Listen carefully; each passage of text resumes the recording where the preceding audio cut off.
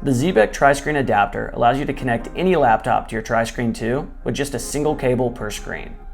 To use the adapter, you'll need to download and install a simple DisplayLink driver. To do this, visit the drivers page on the Xebec website, click on your laptop's operating system, and download the driver installer.